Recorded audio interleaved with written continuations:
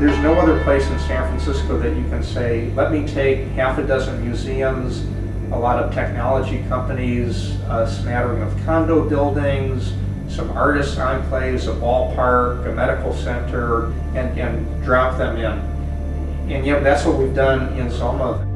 And I think that as the neighborhood develops, there's going to be much more interesting collaboration between people.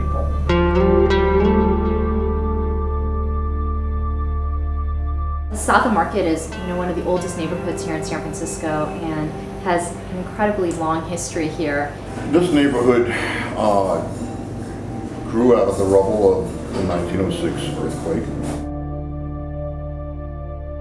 There was really nothing here. It was very industrialized and run down. The street itself looked like it was something out of a war zone. This was the old original sort of end of the train tracks, waterfront, light industrial area.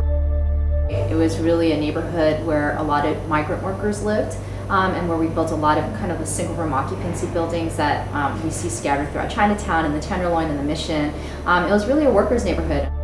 A lot of people that lived in the single resident occupancies at that time were the workers that rebuilt the city. As the 60s and 70s came around, we started to have more immigrants coming into the neighborhood, and also around the same time, artists actually started to move into kind of abandoned, large industrial spaces, and you kind of see all of that mixed into the neighborhood right now. When I first moved here, Soma to me was all I knew was it was 11th Street. Basically, it was the clubs and bars along 11th. 7-9 years ago, nobody was walking in. There wasn't a Whole Foods, there wasn't a Safeway, there wasn't a Walgreens. Saturdays and Sundays, the area was, during the day, was totally dead. The big driver really would have been the 1989 Loma Prieta earthquake, which once the Embarcadero came down, then the city could connect with this waterfront at this part.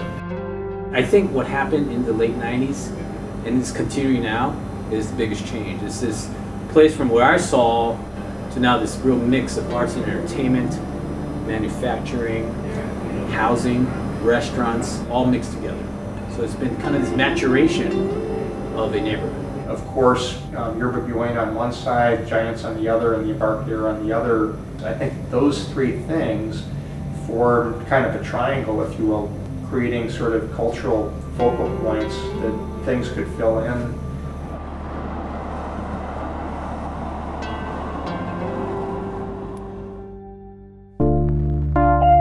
South of Market has changed tremendously just even in the last 10 to 15 years. When I came back as a manager in 2008, I started coming in on some Saturdays and Sundays and saw foot traffic that we've never seen before in this area. And people peering in the window wondering if we were open. We do get a lot of foot traffic. This is becoming more of a neighborhood rather than just your average mechanic shop. It's I consider it a fairly upscale neighborhood now, but patchwork with the old industrial. We have a lot of old automotive shops and that sort of stuff still here. I think it's a very sort of new neighborhood still in transition. It hasn't settled out yet to what it's going to be. And so what you see now is we have completely new neighborhoods like Rincon Hill and South Beach, neighborhoods that didn't exist 10 years ago, propping up along the waterfront and by the freeways. I love South of Market. There's such a diversity of life here. And what attracted me to it was the fact that there was something I could do to help make this better. I think South of Market area is probably the most underdeveloped part of San Francisco, so it's going to be the most dynamic. I mean, we have a master plan of creating this to be the new downtown. Now, one of the challenges is how do we make these neighborhoods complete neighborhoods? Places where people call home and they feel like it's part of their community. There's a lot of people living here now, and they come from very different backgrounds, ethnically, industry-wise, age-wise. You could put them into a different neighborhood in San Francisco and they would fit in just well. Whereas in Soma, they all know that they're at the start of something, not the finish of something. You're seeing more people take ownership of the neighborhood, whether it be businesses or residents, and get actively involved. I would interpret in a positive way in which people are out interacting with their neighbors, improving when they can their neighborhood, whether it be keeping eyes on the street or just sweeping the sidewalks outside their stores. There's a lot of things that a lot of the other parts of the city, that they don't have. There's just tons of things that are going to get people to come out and explore and be out at night. Without the presence of people on the street, that makes a huge difference. People to come to see our shows, it's difficult for them to pass certain areas of this neighborhood. But I think it's a little improved from then. If I were to predict this area in the next 5 years, it would be completely different than what we've seen even a year back. It'll be more of a lively neighborhood rather than just a pathway to the freeway exit or a pathway getting out of Market Street.